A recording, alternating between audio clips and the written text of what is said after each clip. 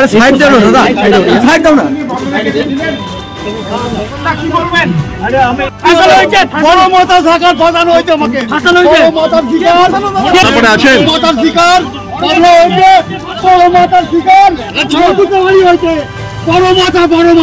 নন্দুদা আপনি কি চক্রান্ত শিকার? অবশ্যই বড় মাথার শিকার, বড় মাথার শিকার, বড় মাথার শিকার বাংলা হয়েছে।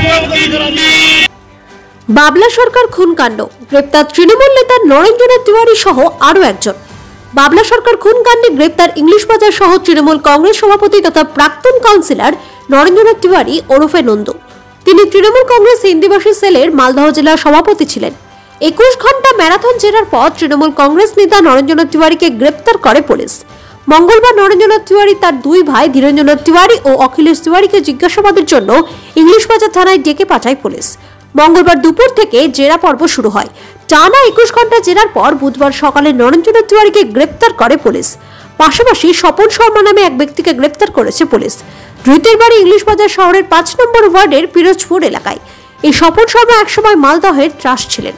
1970 থেকে 80 সালে বিভিন্ন অপরাধমূলক ঘটনায় তার নাম জড়িয়েছিল। গ্রেপ্তার হওয়া দুজনেই মালদহ শহরের পরিচিত মুখ। ধৃত দুই ব্যক্তির দাবি তারা বৃহত্তর ষড়যন্ত্রের শিকার হয়েছেন। ধৃতদের বুধবার মালদহ জেলা আদালতে তোলা হবে। বাবলা সরকার খুনকাণ্ডে এ নিয়ে মোট 7 জনকে গ্রেপ্তার করল মালদহ জেলা পুলিশ। দুজন এখনো পলাতক, তাদের সন্ধানে চিরুনি তল্লাশি চালাচ্ছে পুলিশ। ঘোষণা করা হয়েছে আর্থিক পুরস্কার মূল্য।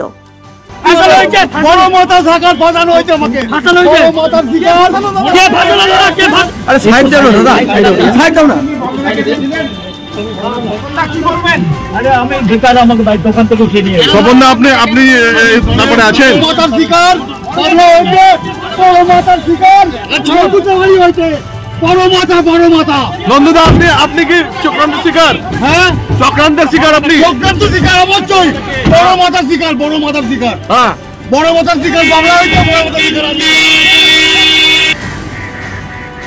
দেখুন, আমার তো মনে হচ্ছে যে ঘটনাটা ঘটেছে সেটাতে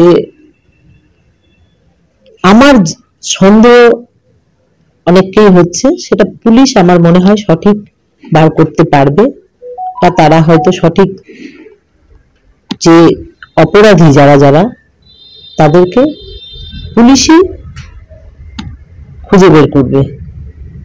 আমি বিশ্বাস রেখেছি, পুলিশের উপরে ভরসা আছে। সাধারণ মানুষও দেখতে চাইছে কারা অপরাধী।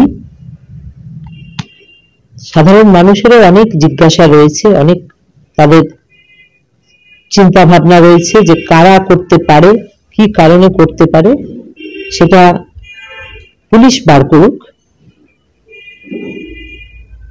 আমার এই মুহূর্তে বলার কিছুই নেই।